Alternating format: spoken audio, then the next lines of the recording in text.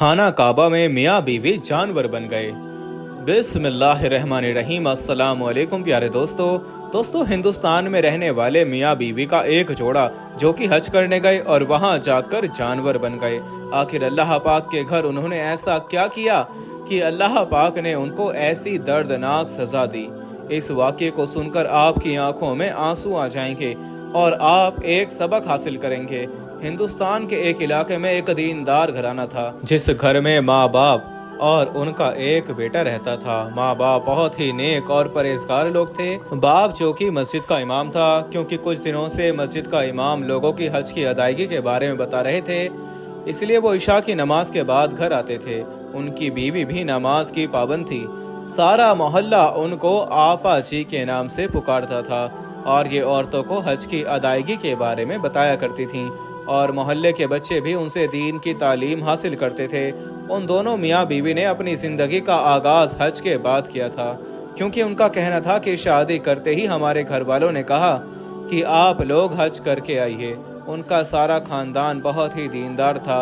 जब भी वो अपने किसी बच्चे की शादी करते तो उनको सबसे पहले खाना काबा की जियारत करवाते। ये उनके खानदान का एक दस्तूर बन चुका था। अब उनका बेटा भी जवान और खूबसूरत था, मगर वो बहुत ज़्यादा आज़ाद ख्याल था। अपने माँ बाप के कहने पर कभी नमाज तो पढ़ लेता, मगर उन जैसा नेक और परहेजगार नहीं था। वो सारा दिन अपने दोस्तों में घूमता फिरता रहता था। ना तो वो अपने बाप का कोई कारोबार संभाल रहा था और ना ही वो कुछ और करता था। हालांकि उसके बाप ने उसकी परवरिश बहुत अच्छे तरीके से की थी।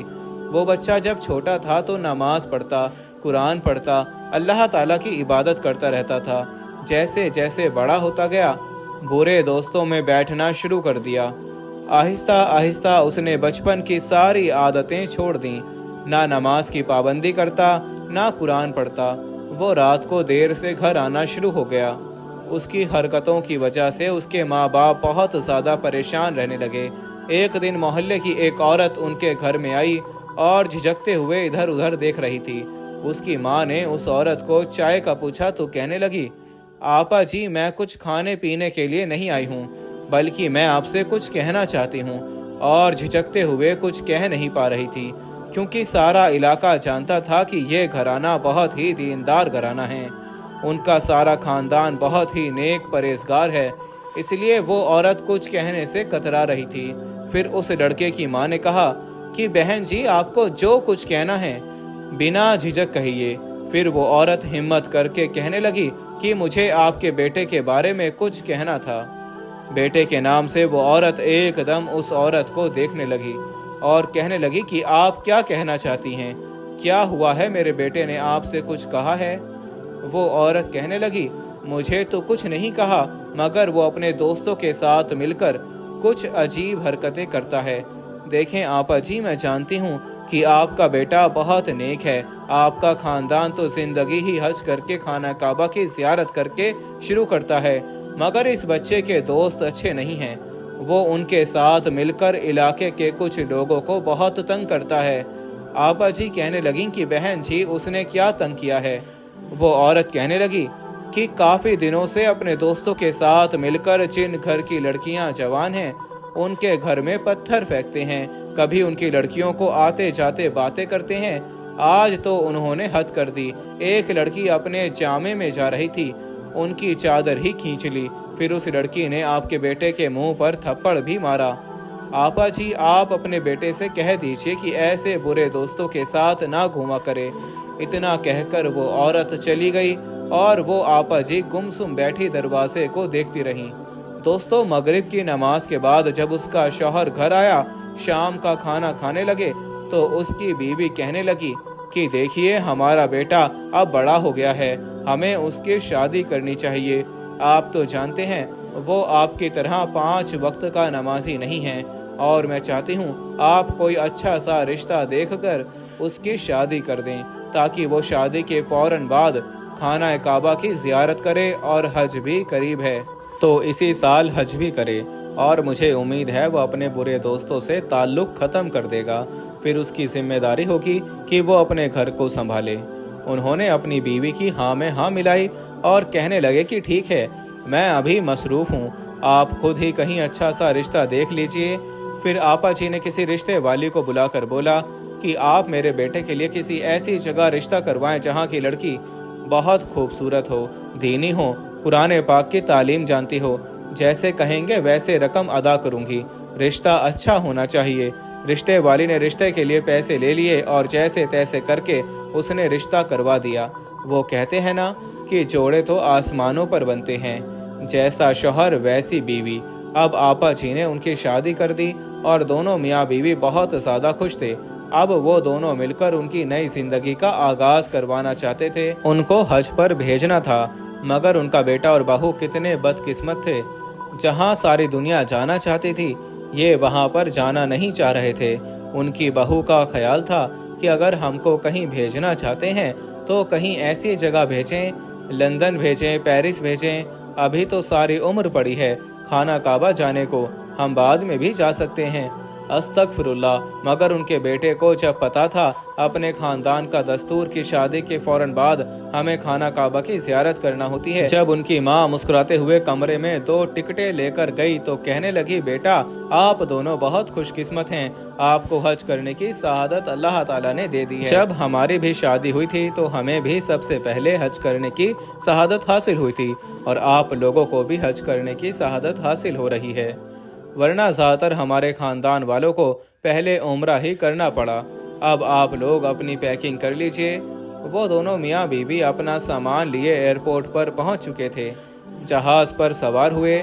जितने भी उस जहाज में हाजी सवार थे, सब के सब हाथों में तस्बीह पकड़कर विर्द कर रहे थे। किसी के हाथ में कुरान पाक था, कोई वैसे ही अल्लाह का जिक्र कर रहा था। और ये दोनों मियाँ बीवी जोर जोर से हंसते हुए बातें कर रहे थे। फ्लाइट में सभी हज करने जा रहे थे, लेकिन ये दोनों मियाँ बीवी कभी हंसते, कभी उल्टी सीधी हरकतें करते। सब लोग इनको अजीब नजरों से देख रहे थे, मगर ये दोनों अपने आप में मगन थे। इनको किसी की कोई परवाह नहीं थी। जब ये वहां से होटल पहुंचे तो वहां पर भी सब लोग इनसे बहुत ज्यादा तंग थे। इधर लोगों का कहना था कि इन दोनों मियाँ बीवी की हरकतें और बातें बहुत अजीब थीं। ये बातें तो अपनी करते हैं, मगर इनकी आवाज़ें दूसरों के कमरों तक गूंजती रहती थीं। इसी वजह से सारे होटल के लोग इन दोनों मियाँ बीवी से बहुत ज़्यादा तंग थे। इधर के लोगों का कहना तो ये था कि दोनों मियाँ बीवी बहुत ज़्यादा बदतमीज़ और बद इखलाक थे। उसकी बीवी तो पर्दे में ही थी, मगर पर्दे में भी वो बेपर्दा लग रही थी। उसका पर्दा ना होने के बराबर था। उसने लिबास भी ऐसा पहना हुआ था कि लग ही नहीं रहा था कि ये यहाँ हज करने आए हुए हैं। और जो उसने ऊपर बुर्खा पहना हुआ था वो इस कदर टाइट था कि उस लड़के के हर जिस्म का हिस्सा साफ तौर पर दिखाई दे रहा था। आजकल की जो बेहया लड़कियां हैं वो इसी तरह का अबाया पहना करती हैं। इस तरह पर्दा होना ना होना बराबर था। इस लड़की ने भी अबाया फैशन के तौर पर पहना हुआ था। इधर हर कोई इन दोनों मियाँ बीवी को मुड़ मुड़ कर देखता, क्योंकि इन दोनों ने फैशन के साथ साथ बेशर्मी की भी हद पार कर दी थी। वो दोनों होटल से लेकर हरम शरीफ के अंदर तक ऐसी बातें करते आ रहे थे जैसे ये तन्हाई में कर रहे हों। वहाँ के सभी लोग इनको देख रहे थे, अच्छे खासे तंग हो रहे थे। ये दोनों एक दूसरे के साथ जोर जोर से बातें करते, हंसते, कह के लगाते जा रहे थे और अजीब किस्म की शरारतें कर रहे थे। हरम शरीफ के अंदर उस लड़की का कहका इस कदर ऊंचा गूंजा कि लोग बड़ी मुश्किल से जब्त करके रह गए। पलट कर इन दोनों मियाँ बीवी को देखने लगे। इन दोनों में जरा भी हया बाकी नहीं थी। उस वक्त हरम शरीफ में मौजूद सामने खाना काबा था, उसके बावजूद इस तरह की हरकतें करते फिर रहे थे। इसके बावजूद इनके दिल में जरा भी ख्याल नहीं था। नाउजुबिल्लाह, खाना काबा में वो ऐसी हरकतें कर रहे थे कि नाउजुबिल्लाह जैसे वो सैर पर आए हुए हों, घूमने आए हुए हों। होटल में नहीं बल्कि हरम शरीफ में भी यही हरकतें थीं। दोस्तों, एक मर्तबा तो जिस ग्रुप के साथ वो आए थे उन्होंने इन दोनों को समझाना भी चाहा कि अगर आप पहली मर्तबा हज पर तशरीफ लाए हैं तो आपको यहाँ के तो कानून और जवाबियत का पता होना चाहिए। आखिर आप मुसलमान हैं, हरम शरीफ का एहतराम करना तो हम सब पर लाजिम है। आप दोनों इस तरह हंस रहे हैं, बातें कर रहे हैं जैसे आप लोग पिकनिक पर आए हों। उस शख्स की बातें उन दोनों मियाँ बीवी को इस कदर जला रही थीं जैसे कोई आग लकड़ी को जलाती है। वो दोनों उस शख्स के साथ बदतमीजी करने लगे, झगड़ने लगे। ये लड़का समझाने वाले शख्स को गिरबान पकड़कर कहने लगा आखिर तुम होते कौन हो हमारे बाप बनने वाले? हमने तुमसे कहा था कि हमें मशवरा दो, नसीहत करो, हम अपना अच्छा या बुरा समझते हैं। पहले खुद को तो देख लो, तुम कौन सा किसी मस्जिद के इमाम हो? जाओ, जाकर पहले अपने खुद के तो गुनाह बख्शवा लो, फिर दूसरों पर नजर रखना।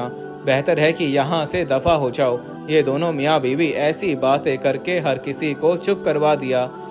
इस शख्स के जाने के बाद ये दोनों हाथ पर हाथ मारकर हंसने लगे। अब काफी लोग इनकी हरकतों की वजह से चुप रहते थे। यहाँ आकर ना तो इन लोगों ने नमाज पढ़ी, ना ही किसी किस्म की कोई ज़ियारत में दिलचस्पी थी। ये तो बस जबरदस्ती उनके घर वालों ने इनको भेज दिया था और इनके आसपास के लोग काफी हद तक तंग दिखाई दे रहे थे। दोस्तों, फिर इन दोनों के साथ ऐसा वाकया पेश आया जिसने इन दोनों की जिंदगी ही बदल दी। इन्हें तो कभी ख्वाब में भी नहीं सोचा था कि इनके साथ ऐसा भी हो सकता है। ये दोनों मियाँ बीवी बस दौलत को ही सब कुछ मानते थे। इनको ये था कि दौलत हो तो हर चीज को हम खरीद सकते हैं। फिर इनके साथ जो हुआ, सभी लोगों की देखकर चीखें निकल गईं। फिर एक दिन ऐसा हुआ कि मौसम बहुत ज्यादा खुशगवार था। हाजी सुबह सुबह तवाफ करने निकल गए, क्योंकि वो हाजी चाह रहे थे कि हम लोग ज्यादा से ज्यादा जियारतें करेंगे। और ये दोनों सुबह सुबह होटल से टहलते हुए हरम शरीफ की तरफ आ रहे थे। वो आपस में कह रहे थे कि आज हम आखिरी बार हरम शरीफ जाएंगे, बाकी के दिन हम सैर व तफरी के लिए निकल जाएंगे। वो लड़की अपने शौहर से कहने लगी कि आपके घर वाले भी बहुत अजीब हैं। शादी के फौरन बाद हमको जबरदस्ती इधर भेज दिया। उसका शौहर भी कहने लगा, मैं तो सिर्फ अपने खानदान के दस्तूर निभा रहा हूँ, वरना मैं भी यहाँ नहीं आना चाहता था। आज का दिन बहुत ज़्यादा खूबसूरत है, इसके बाद हम दोनों यहाँ से कहीं और निकल जाएंगे। दोस्तों, कितने अफसोस की बात है, इन दोनों को इस दस्तूर का पता ही नहीं कि कितने ऐसे लोग हैं जो इस चीज़ के लिए तड़प रहे हैं, इससे महरूम हैं। दोस्तों, ये दोनों अभी रास्ते में ही थे कि हरम शरीफ आने तक अभी कुछ वक्त बाकी था। रास्ते में इन दोनों को काफी सारे भीख मांगते हुए लोग नजर आ रहे थे, जिनमें से बहुत सारे बच्चे भी थे, बूढ़े भी थे, औरतें भी थीं। दो बच्चे इन दोनों मियाँ बीवी के पास आकर हाथ फैलाने लगे और कहने लगे, हमें कुछ पैसे दे दीजिए, हमने सुबह से कुछ नहीं खाया। वो दोनों बच्चों को धक्का मारते हुए आगे बढ़ गए। फिर थोड़ा सा आगे गए तो इन दोनों को एक बूढ़ा बुजुर्ग भिखारी नजर आया, जो खुद को बड़ी मुश्किल से घसीटता हुआ इनके पास आया, क्योंकि उस भिखारी की दोनों टांगे कटी हुई थीं। वो अपनी दोनों टांगों से महरूम था और एक बाजू भी उसका कटा हुआ था। बस एक बाजू के सहारे खुद को घसीट रहा था और इनके आसपास आकर कहने लगा कि मुझे कुछ सदका खैरात दे दीजिए। वो दोनों आपस में बातें करने लगे, मगर ऐसे थे कि उन्होंने भिखारी को देखा ही नहीं। फिर उस भिखारी ने खुद को मजीद घसीटा और उनके पांव पकड़कर कहने लगा कि मुझे कुछ खैरात दे दीजिए। जैसे ही उस लड़की को पता चला कि भिखारी ने मेरे जूते पर हाथ रखा, उसने जोर से उसका हाथ पकड़कर झटका और अपने पांव की ठोकर से उस भिखारी को मारने लगी। सीने पर, पीठ पर, मुंह पर, जिस कदर हो सकता था वो अपने भारी जूतों से उसको मार रहा था। कहने लगा कि गंदे इंसान, तुमने मेरे कपड़े गंदे कर दिए, मुझे छूने की तुम्हारी हिम्मत कैसे हुई? तुमने मेरे जूते गंदे कर दिए। चल उठ बुड्ढे भिखारी, अब मेरे जूते साफ करो।